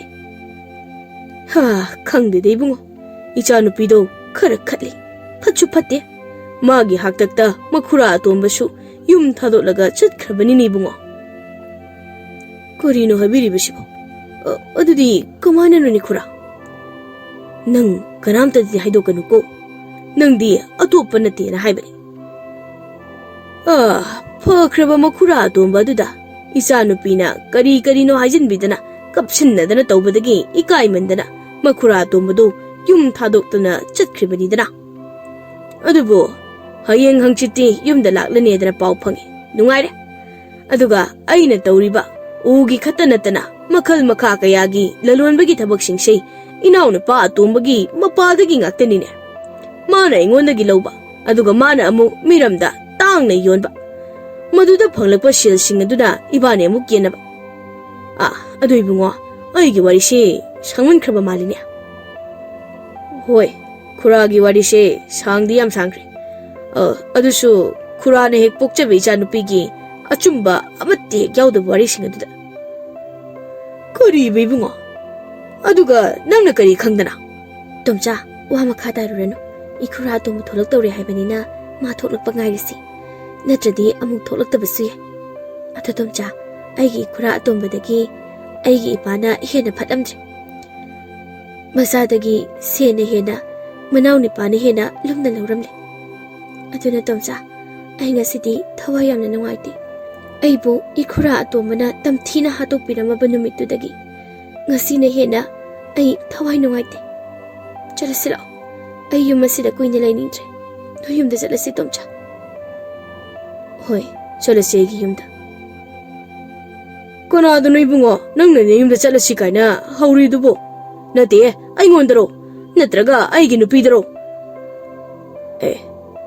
ꯀꯔꯤꯝꯇꯒ ꯍꯥꯏꯔꯝꯂꯛꯂꯝꯗꯅ ꯇꯨꯃꯤꯟꯅ ꯆꯠꯈꯤꯅꯦꯁꯦ ꯃꯁꯤꯒꯤ ꯑꯉꯥꯡꯁꯤ ꯈꯪꯒꯅꯤ ꯊꯕꯛ ꯇꯞ ꯇꯥꯟꯈꯩ ꯁꯨꯍꯜꯂꯒ ꯁꯦꯜ ꯑꯃꯠꯇ ꯄꯤꯔꯣꯏꯒꯦ ꯑꯩ ꯃꯃꯥ ꯅꯪꯗꯤ ꯀꯕꯧꯈꯤꯗ꯭ꯔꯥ ꯑꯩꯗꯤ ꯉꯁꯤꯒꯤ ꯁꯦꯟ ꯐꯪꯂꯛꯂꯤꯕꯁꯦ ꯃꯁꯤꯡ ꯊꯤꯔꯨꯒꯦ ꯍꯩ ꯑꯗꯨꯒꯅꯦ ꯃꯃꯥ ꯅꯪ ꯑꯗꯨꯃꯥꯏꯅ ꯁꯨꯝ ꯇꯧꯗꯧ ꯑꯣꯏꯔꯕꯗꯤꯅꯦ ꯑꯩꯗꯤ ꯅꯨꯄꯤ ꯊꯤꯔꯛꯀꯅꯤꯀꯣ ꯑꯗꯨꯁꯨ ꯂꯩꯁꯥꯕꯤ ꯍꯥꯏꯒꯨꯝꯗꯅ ꯑꯩꯁꯦ ꯅꯨꯄꯤ 5-10ꯗꯤ ꯂꯣꯟꯕ ꯌꯥꯔꯤꯕꯖꯥꯠꯅꯤ ꯏꯅꯥꯛ ꯑꯁꯨꯛ ꯌꯥꯝꯅ ꯈꯨꯜꯂꯒꯕꯣ ꯀꯣꯕ ꯏꯃꯨꯡꯗ ꯆꯪꯈꯤꯕꯒ ꯏꯪꯉꯦꯂꯩꯒꯤ ꯃꯃꯥꯗꯣ ꯇꯣꯝꯆꯥꯒꯤ ꯃꯇꯨꯡꯗ ꯇꯥꯟꯅꯔꯛꯏ ꯅꯣꯏ ꯃꯥꯁꯤꯅ ꯇꯥꯟꯅꯔꯛꯂꯤꯁꯤꯅ ꯀꯩꯒꯤꯅꯣ ꯉꯥꯏꯌꯣ ꯋꯥ ꯑꯃ ꯍꯥꯏꯗꯧꯕ ꯃꯥꯜꯂꯦ ꯃꯃꯥꯗꯨ ꯆꯦꯟꯁꯤꯜꯂꯛꯂꯒ ꯏꯕꯨꯡꯉꯣ ꯍꯧꯖꯤꯛ ꯅꯪ ꯈꯨꯔꯥꯅ ꯅꯆꯟꯅꯨꯄꯤ ꯏꯪꯉꯦꯂꯩꯒꯤ ꯃꯔꯝꯗ ꯍꯥꯏꯔꯤꯕꯗꯣ ꯑꯔꯥꯟꯕ ꯉꯥꯛꯇꯅꯤꯀꯣ ꯑꯗꯨꯒꯅꯤ ꯏꯕꯨꯡꯉꯣ ꯅꯪ ꯑꯩꯒꯤ ꯏꯆꯥ ꯏꯪꯉꯦꯂꯩꯒꯤ ꯃꯔꯝꯗ ꯀꯔꯤꯒꯨꯝꯕ ꯈꯔ ꯈꯪꯕ ꯃꯥꯜꯂꯦ ꯑꯗꯨꯅ ꯏꯕꯨꯡꯉꯣ ꯅꯪꯅ ꯑꯩꯒꯤ ꯏꯆꯥꯅꯨꯄꯤ ꯏꯪꯉꯦꯂꯩꯗꯣ ꯃꯐꯝ ꯆꯥꯅ ꯊꯝꯕꯤꯗꯨꯅ ꯉꯥꯛ ꯁꯦꯟꯕꯤꯌꯨꯀꯣ ꯏꯃꯥꯁꯨ ꯃꯄꯥ ꯀꯤꯕꯗꯒꯤ ꯆꯍꯤ ꯀꯌꯥ ꯈꯥꯡꯕ ꯌꯥꯕ ꯈꯪꯂꯛꯂꯕꯅꯤ ꯃꯃꯥ ꯑꯩꯅ ꯄꯥꯡꯗꯕ ꯏꯆꯥꯒꯤ ꯃꯃꯤꯠꯀꯤ ꯄꯤ ꯐꯥꯎꯕ ꯎꯅ ꯎꯁꯤꯟꯅꯗꯕꯒꯤ ꯉꯁꯤꯗꯤ ꯑꯩꯒꯤ ꯏꯆꯥꯅꯨꯄꯤꯗꯣ ꯃꯐꯝ ꯈꯪꯗꯅ ꯃꯥꯡꯈ꯭ꯔꯦ ꯍꯤꯡꯂꯤꯕ꯭ꯔꯥ ꯁꯤꯈ꯭ꯔꯕ꯭ꯔꯥ ꯍꯥꯏꯕꯁꯨ ꯈꯪꯗ꯭ꯔꯦꯅꯦ ꯏꯕꯨꯡꯉꯣ ꯏꯃꯥ ꯀꯞꯄꯤꯔꯒꯅꯣ ꯃꯄꯨ ꯃꯥꯅ ꯏꯃꯥꯒꯤ ꯏꯆꯥꯅꯨꯄꯤꯗꯣ ꯇꯦꯛꯇ ꯀꯥꯏꯗꯅ ꯊꯝꯕꯤꯔꯝꯕ ꯑꯣꯏꯁꯅꯨ ꯑꯗꯨꯗꯤ ꯏꯃꯥ ꯑꯩꯁꯨ ꯌꯨꯝꯗ ꯑꯃꯨꯛ ꯍꯜꯂꯒꯦ ꯇꯣꯝꯆꯥꯅ ꯆꯠꯈꯤꯕꯒ ꯏꯪꯉꯦꯂꯩꯒꯤ ꯃꯃꯥꯁꯨ ꯃꯄꯤ ꯇꯩꯊꯣꯛꯇꯨꯅ ꯌꯨꯝꯗ ꯆꯪꯂꯛꯈꯤ ꯃꯃꯥꯒꯤ ꯃꯇꯧ ꯑꯗꯨ ꯎꯔꯒ ꯏꯪꯉꯦꯂꯩꯁꯨ ꯅꯨꯡꯉꯥꯏꯇ꯭ꯔꯗꯨꯅ ꯃꯃꯥꯒꯤ ꯃꯇꯨꯡ ꯏꯟꯅꯗꯨꯅ ꯆꯠꯈꯤ ꯑꯗꯨꯒ ꯏꯪꯉꯦꯂꯩꯅ ꯇꯣꯝꯆꯥꯗ ꯑꯃꯨꯛ ꯂꯥꯎꯔꯛꯏ ꯇꯣꯝꯆꯥ ꯑꯩ ꯉꯥꯏꯔꯝꯃꯣ ꯑꯩ ꯊꯨꯅ ꯊꯣꯛꯂꯛꯇꯣꯏꯅꯤꯀꯣ ꯃꯃꯥꯅ ꯀꯞꯄꯁꯤꯗ ꯅꯨꯡꯉꯥꯏꯇ꯭ꯔꯕ ꯃꯥꯜꯂꯤꯅꯦ ꯏꯪꯉꯦꯂꯩꯁꯦ ꯍꯣꯏ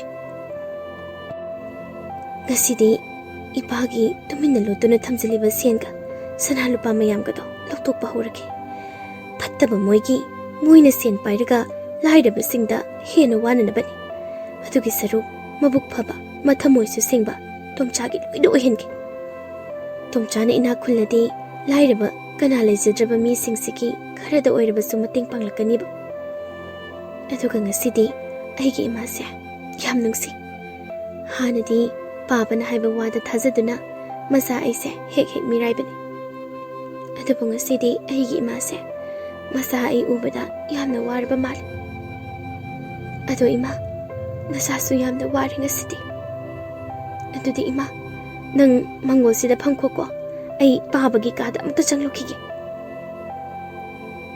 ꯏꯪꯉꯦꯂꯩꯅ ꯃꯄꯥꯒꯤ ꯀꯥꯗ ꯆꯪꯂꯨꯕꯗ ꯃꯄꯥ ꯀꯣꯕꯗꯨ ꯊꯣꯡ ꯂꯣꯟꯁꯤꯟꯗꯨꯅ ꯁꯦꯟ ꯃꯌꯥꯝ ꯑꯃꯒ ꯁꯅꯥ ꯃꯌꯥꯝ ꯑꯃꯒ ꯃꯥꯒꯤ ꯑꯔꯣꯟꯕ ꯃꯐꯝ ꯑꯗꯨꯗ ꯂꯣꯠꯁꯤꯟꯗꯨꯅ ꯊꯝꯕ ꯑꯗꯨ ꯎꯔꯝꯃꯤ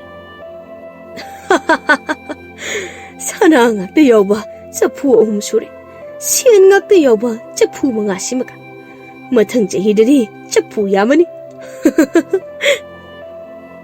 ꯃꯁꯥ ꯑꯩꯒꯤ ꯃꯔꯝꯗ ꯀꯔꯤꯃꯠꯇ ꯈꯪꯗꯈꯩ ꯁꯦꯜꯁꯤꯡꯁꯤꯒꯤ ꯋꯥꯈꯜꯗ ꯉꯥꯎꯔꯒ ꯂꯩꯔꯤ ꯈꯪꯉꯤꯕ ꯄꯥꯕꯅ ꯏꯆꯥꯅꯨꯄꯥꯁꯤꯡꯗꯒꯤ ꯑꯩꯒꯤ ꯁꯦꯟꯒ ꯁꯅꯥ ꯃꯌꯥꯝꯒꯁꯦ ꯂꯩ ꯍꯥꯏꯕ ꯈꯪꯍꯟꯕ ꯌꯥꯕ ꯅꯠꯇꯦ ꯍꯣꯏ ꯑꯩꯒꯤ ꯏꯆꯥꯅꯨꯄꯥ ꯉꯥꯛꯇꯅꯤꯅ ꯃꯄꯥ ꯑꯩꯅ ꯂꯧ ꯄꯔꯤ ꯑꯃꯃꯝ ꯂꯩꯕꯤꯔꯕꯗꯤ ꯌꯥꯔꯦꯗ ꯑꯗꯨꯅ ꯃꯣꯏ ꯆꯔꯥꯗꯤ ꯍꯦꯟꯗꯅ ꯍꯤꯡꯂꯅꯤꯗꯅ ꯑꯗꯨꯒ ꯑꯩꯒꯤ ꯏꯆꯥꯅꯨꯄꯤ ꯑꯄꯪꯕꯤꯗꯣ ꯑꯣꯟꯊꯣꯛꯅꯁꯨ ꯄꯪꯉꯤꯗꯀꯣ ꯃꯄꯥ ꯑꯩꯅ ꯍꯥꯏꯕ ꯏꯟꯖꯔꯝꯂꯕꯗꯤ ꯏꯆꯥꯒꯤ ꯂꯨꯍꯣꯡꯕꯗ ꯁꯅꯥ ꯂꯨꯄꯥꯅ ꯃꯁꯥ ꯄꯨꯝꯕ ꯌꯣꯝꯍꯜꯂꯒ ꯂꯨꯍꯣꯡꯕꯤꯒꯦ ꯈꯟꯕꯅꯤ ꯑꯗꯨꯕꯨ ꯄꯪꯕꯅꯤꯅ ꯃꯊꯣꯡ ꯃꯔꯝ ꯈꯪꯗꯕ ꯅꯨꯄꯥ ꯑꯃꯒꯤ ꯃꯇꯨꯡ ꯏꯜꯂꯒ ꯆꯦꯟꯈ꯭ꯔꯦꯗꯅ ꯑꯗꯨꯁꯨ ꯃꯈꯨꯔꯥ ꯑꯇꯣꯝꯕꯗ ꯃꯤꯅ ꯇꯥꯕꯗ ꯐꯖꯗꯕ ꯃꯔꯥꯜ ꯀꯌꯥ ꯑꯃ ꯁꯤꯖꯤꯟꯕꯤꯔꯝꯂꯒ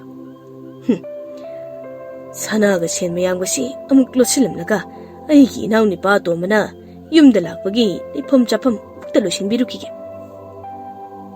ꯑꯩꯒꯤ ꯏꯄꯥꯁꯦ ꯃꯅꯥꯎ ꯅꯨꯄꯥ ꯑꯇꯣꯝꯕꯁꯤ ꯌꯥꯝꯅ ꯅꯨꯡꯁꯤꯖꯕꯒꯤ ꯋꯥꯅꯤꯅꯦ ꯅꯨꯡꯁꯤꯌꯨ ꯍꯦꯛ ꯂꯥꯛꯄꯒ ꯑꯩꯅ ꯍꯥꯠꯇꯧꯔꯕꯅꯤ ꯑꯗꯨꯒ ꯄꯥꯕ ꯅꯪꯕꯨꯁꯨ ꯂꯥꯏꯔꯕꯁꯦ ꯀꯌꯥꯝ ꯋꯥꯏ ꯍꯥꯏꯕꯗꯨꯃꯁꯨ ꯅꯆꯥ ꯑꯩꯅ ꯇꯝꯕꯤꯕ ꯇꯥꯔꯦ ꯃꯄꯥ ꯀꯣꯕꯅ ꯃꯥꯒꯤ ꯁꯦꯟꯒ ꯁꯅꯥꯁꯤꯡ ꯑꯗꯨꯒ ꯂꯣꯠꯁꯤꯜꯂꯝꯂꯒ ꯊꯣꯛꯈꯤꯕꯒ ꯏꯪꯉꯦꯂꯩꯅ ꯁꯅꯥ ꯌꯥꯎꯕ ꯆꯐꯨ ꯑꯃꯒ ꯁꯦꯟ ꯌꯥꯎꯕ ꯆꯐꯨ ꯑꯃꯒ ꯄꯨꯗꯨꯅ ꯇꯣꯝꯆꯥꯒꯤ ꯃꯅꯥꯛ ꯌꯧꯅꯅꯕ ꯊꯣꯔꯛꯈꯤꯔꯝꯃꯤ ꯏꯪꯉꯦꯂꯩꯅ ꯆꯐꯨ 2 ꯀꯣꯜꯂꯒ ꯊꯣꯛꯂꯛꯄ ꯑꯗꯨ ꯎꯕꯗ ꯇꯣꯝꯆꯥꯅ ꯏꯪꯉ ꯉꯛꯅ ꯀꯩꯅꯣ ꯅꯪꯅ ꯇꯧꯔꯤꯗꯨꯗꯤ Nati, yung chapu uyan dubu puraga laibraba.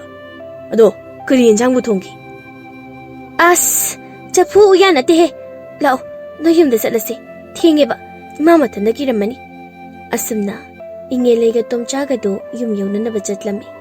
Yum yauduna imung hek changbaga chapu ani do hangtuktuna tomchaga mama tamubiga do utlami. Maduda tomchaga tamubiga do maya kaduna yampa khatlami.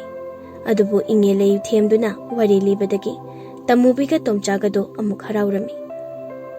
Asumna, numitsimadi tomchana kaithel chatuna nga achauba ama leiruraga mama macha yam harauna chaminarami. Mama macha na harauzaba do ubada ingelegi thawai dusu yamna haraujarami. Aduga ingele na tomchagi chamjaba matawaduda yamna nushiba amasu phaurami. Numitsimadi haukre nongan bagadi koba magi sana chapuga sen chapuga mangkibagi imungda salan sakai khatnarami. Madu pumba ingeleina mayumda laktuna yam harauna mapagi matawadu yenglaga nokcherami. Baba, kamdauge na thamoidubu zakpro. Nasa ay ama maram chadana mangkibadadi baba nang adumaina waramoine. Wow. Adudagi hena wahandoribane na chana. Mama, nang tasina lauthokte ko. Athouba, yaima, Athouba, noy humsu ipagi senga sanaga lauthokte ko. Nisa nupa ahum sidi moy mapana ngarang lang phaida thabak ama thabadagi ngasa ayuk khaktani ne yumda halaglibase. Macha nupa ahalna. Imung phawba changdri haibinida. Pabana aikhoi yumdei solangi si. Yaimana amu. Aduga pabagi kadudi pabane matam pumba thonglon silaga thamakani. Ima phawba changan pote. Madudabu kanana pabagi senga sana haribadubu huranga doribano. Atomana amu. Paba se aikhoi gi channupi amakak yaujabi ingeleina mafam khangdana mangkibadadi nongmata wa machet amata su haide. Ngasi sen mangmagi wariba sumaina waba sude. Natraga pabana aikhoi gi ingeleidubu yondokriba jalo. Hai, gadha! Ay se mapani ne, mapa! Aduga, nangi na channupido mangkiba natine. Mapa aigi mingchat thiba yaba, thihalam laga, tuminna mawana kibani ne. Atomana. Isannupido mawana ki haibadi, pabada kanana hairake. Pabu hobro. Napana nusiri sen khaktani, maza natiye. Aina khangdana haribani ne. Aduga namana zamanaraga aigi senga sanaga mangkiba adugi wari thaidoknaba tawgaro. Ngarang yum masida leiribase mama nanga aigatani. Aduga huranbase nangna natana karamatana leite. Sengna hayu nangna aigi senga sanaga do huralaga nasanupida thaikribra. Natraga napamna thaikribra haibani ne. Nangi kadubu kana bu changba ngamge. Moy mapana manungdagi thong chitna lonsilaga tumba natro. Aduga ayuk su moy mapana thong hangdoklaga tholakpani. Adusu isau langdana. Masanu pasing aduna. Pabagi kada changlaga pabagi senga sanaga do kaida thamgi. Kamani huran krino haibado. Aikhoi amukti yenge paba. Ha, ngaikho ne. Ipana masing thibada soikibra haibado paba hana phajana wakhal tawkige. Yare. Noi hum potha jaruro. Horen thabaga musu chalugadabani ko noi hum. Atomana. Paba, aidi sangoi. Ai ichanupi ingeleibu phangnanaba thidaba yade. Aduga achumba sengbado khanglaba kanda pabagi thabakto ai chatke. Mayamba ani dusu. Aikhoi ani sune paba. Aikhoi gi ichanupi do phangdriba phawbadi pabagi thabak amata aikhoi humda hairkanu. Aduga paba khuraton do afaba mi nate. Magi maramda ichilina aikhoi hum thiba yaba thigatlabani. Ma yamna phattaba tat haiba nupi angangda yamna chopa bisak amani. Hanadi aikhoi hum su khuratona haiba wasingda thajaduna ichan nupi ingeleibu yamna lana laurubani. Adubu hojiti yararoi. Aduga paba aikhoi gi ichan ingeleise nupaga chenkhibo iramgani haiba ai thajade. Ichan nupi do awa phamamada taduna yamna wana leramgadaba mali. Hey, noi ipana haiba yadrabadi. Ipadagi karigumba mata phangloi ko. Aduga noi ohumna nakhuraton gi maramda hariba singa du karino. Ha? Nakhuraton leirambagini.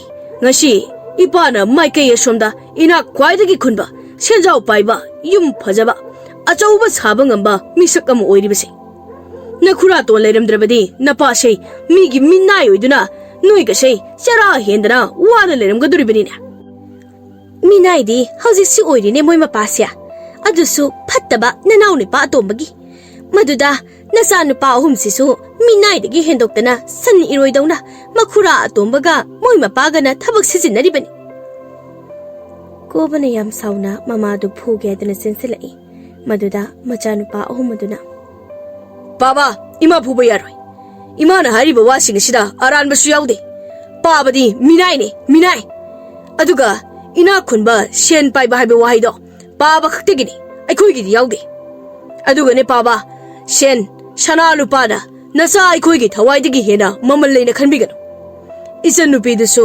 masagi mapi phawba taithokpa phangjada khai Babana imungi mingchat thigani sagagi mingchat thigani haiduna machil mention bikhibane maduna maram oiraga ngashidi aikhoigi chanupido mangkhre mafam khangdedana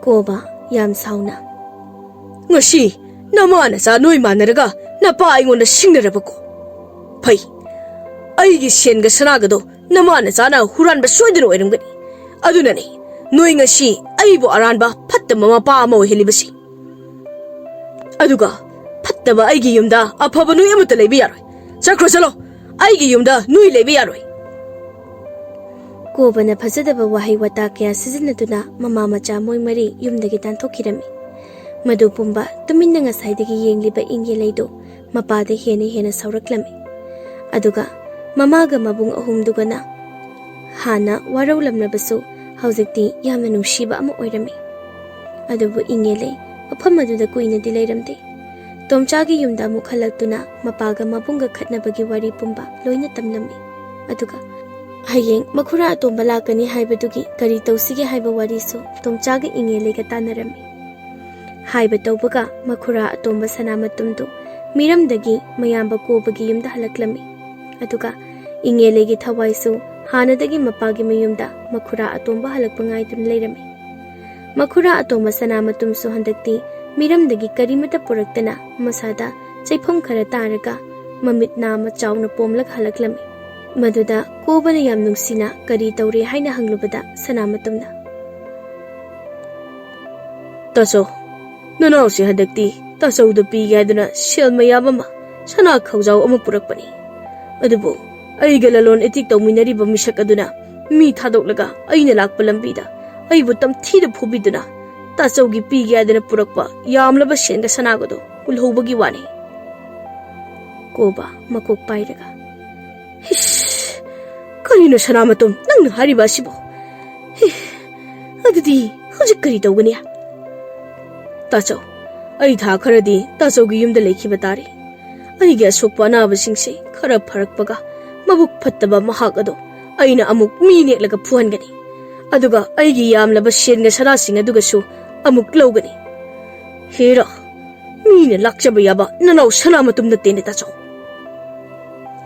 Sanamatumgi wadada Kobana thajaduna sanamatumbu mapukning thogatpiduna chak ising pijarami adubu asingbadi sanamatumna chaifam tana mamai pomlaga laklibado miramda mana leiriba maga thabak tominariba midugi nupi adu katukaran tawrubagi mayam changduna phuba yaba phubibata natana maral mathum araiba pombasu munbiraba matung amuk talakpani aduna sanamatumna hauzik khaliba asi Mayamba Kobagi araiba sen amadi sanasing adu huralaga tuminna mafam khangdana sen khibasini aduna sanamatumna mikuk khuding mayamba Koba bu themduna Kobagi senga sana mayamga do karaida thami haiba khangtokna bu honarami aduga Kobasu seni bu hairabadi matu macha nungsiba masak khangdaba minina magi senga sanaga do sanamatumda khanghandana ba honarami numidangi matamni Chak chaba tuknaraduna Kobaga sanamatumgado magi kada changduna tumnakri adubo sanamatumdi mayambu hatlaga oirabasu araiba lan tumpumba puduna ahinga duda chengkrage haina khalami aduna sanamatum tumduna tanja ngairaga leirami duga ingelegi thawainadi mapagi leiriba senga sanasinga duga loina huranduna tomchagi yumda puraktuna Tomchada sinaduna mafam chana losinduna thamlami. Asumna nong hek nganbagadi koba makok paiduna magi kada angawba mi amagumna law khongduna chelami. Maduda sanamatumsu ingangakna sinsinduna mayambagi thonga du hangdoknaba hairami. Madu pumba ingelegi thawaidi tumina yengli. Mikup kharagi matung kobana thong hangdoraklaga sanamatumda songsinduna mangak sametlami.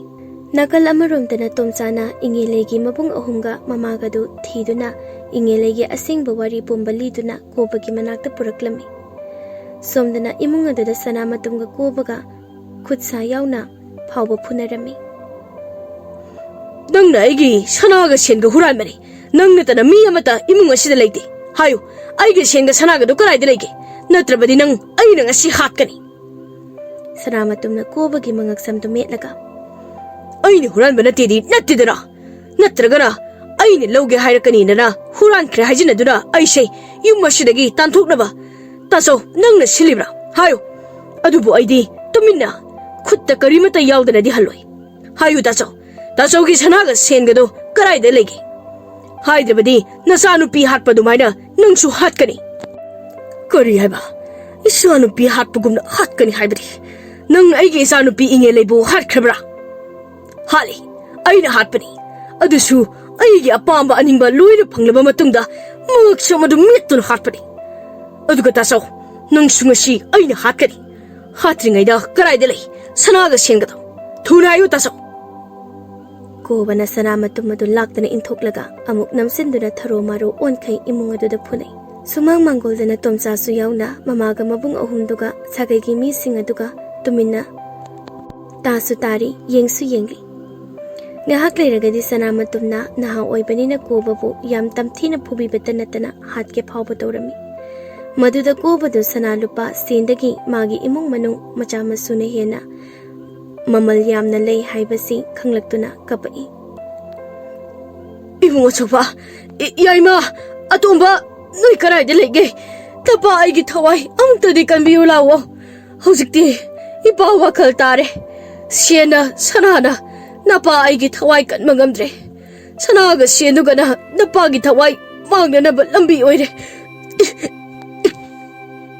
Sanamatumna Tasobu nasanu passing aduga itay magadi ngarag yumdagi tanthokre haibadaire. Aduna tasobu kanana kanbigadoribano. Kanbiyu hairigana sanaga sinsing aduga karaide lege. Aingona hairone taso. Aina thamma mafamda sana pik thana yawba chapusing adusu. Sen pik thana yawba chapusing adusu. Amata leiramde. Madu nangna huranba soiduna oiramgani. Ngarang aigi ichanupassing aduna nangi maramda hariba wasing adu. Mapa aina thajaramlabadi nang aina phuraga talamgadabaniko. Pangida ko tasaw nagshe. Namitta siyan kakta uringaida. Ngarang nasanupassing aduna hariba wadu thajadrabasyo. Mamangda nasanupi masak mataw pajakrabi ingelaina. Aigi lamchat pajadaba wa maya mama haibaduda thajaramlabadi. Ingeli sa shiramloy. Siyan sumanglamloy ni taso. Aduga ngasiri aigi maramda taso. Nangsu loy na khanglabadina. Taso nang hataba sungla yararoy. Taso nang hatlaba matungda taso su aina nasanupi ingelaybo. Aina hunchiklamba chingi lokaduda hunchiklugani. Aduga taso gilayriba sauraba yumikon. Layriba lumayam. Adusu aigi loy na oizaba tari. Aigi loy na oiraba matungda aina loy na amuk yonthoktuna maduda panglakpa silmayam adu puduna miramda nungaina layrurage. Sanamatumna kobabu mangak sammetuna hatki hek tawbaga ngasaidagi mapanda tumin tumina tariba sagagi miyam amadi kobagi machanupa ahumga nupigadu thong kaw khaiduna changnai. Adugo tomchadi tumina yengduna leirami. Mi mayam adu changnakpada sanamatum kobabu phat launa thadokduna phuk hawgatli. Aduga mathwai hingnanaba tatpat tawba horaklami. Maduda machanupa ahumaduna sanamatumbu hatlage matagum chinsinge tawba duda tomchana. Iyamba ahumbu amuta ngaibiyo. Iyamba singna phattaba mahak asi hatlabadi Konungda amuk kanaduna kaisum sangda leibusu yai. Aduga fattaba makhura asidi noina su hatpasu yaroi. Madi inge leina makut pena hatkadabani. Nupa, nangna kanano. Aduga inge leidi sikiba kuirabani. Mana ai kamaina hatka haribano.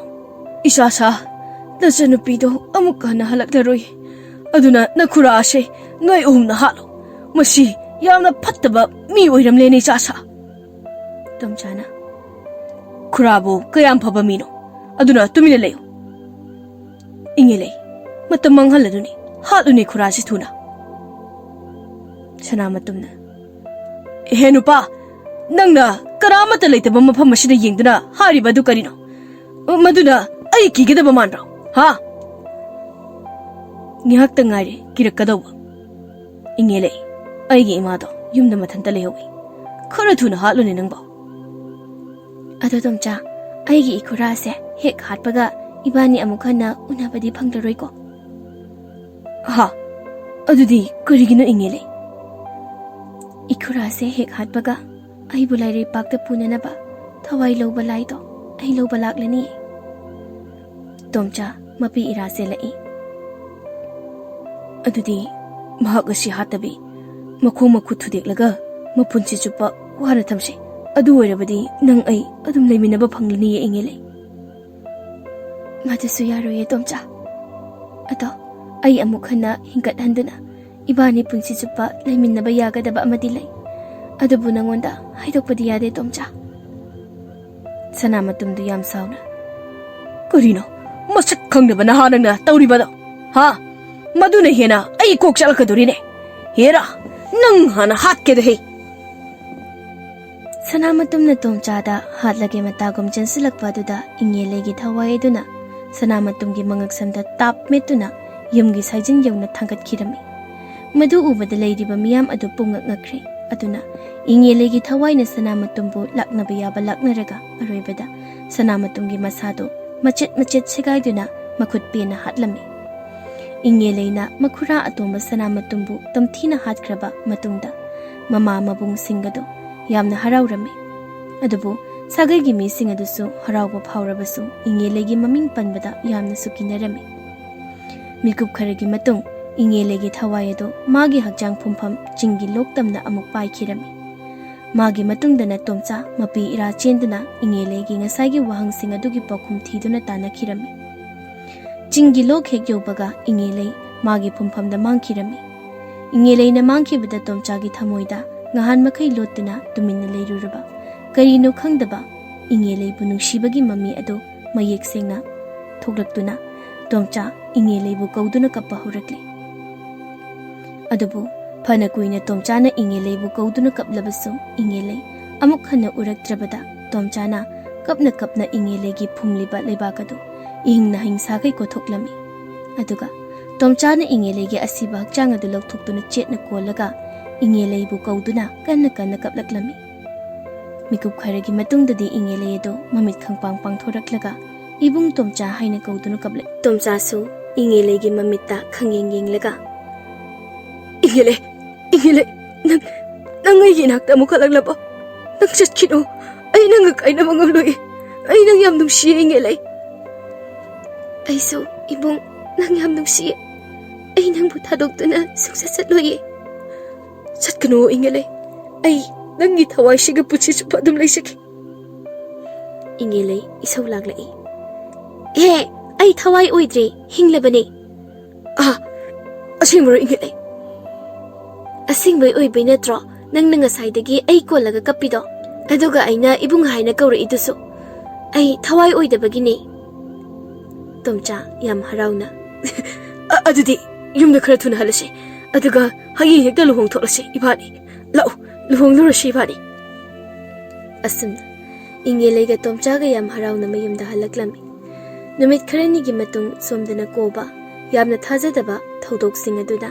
Wakal pungkan kanjinduna mamita aki-akiba kaya ama udana wakal joyraba angawba mi ama oidana lambida kaida unawana khunduna pangchata satkirami aduga somdana ingilei sikhrabe mi ama saduna sagaigi mi amadi khugi mi amata khangandana mabu pokpiba mayumgi mamaga mabung ahumga mamaga mabung ahumga dang khanghanlaga tomchaga tumina masak lotuna luhonglami aduga tomchaga inge legado yamna nungaina nushina pankirami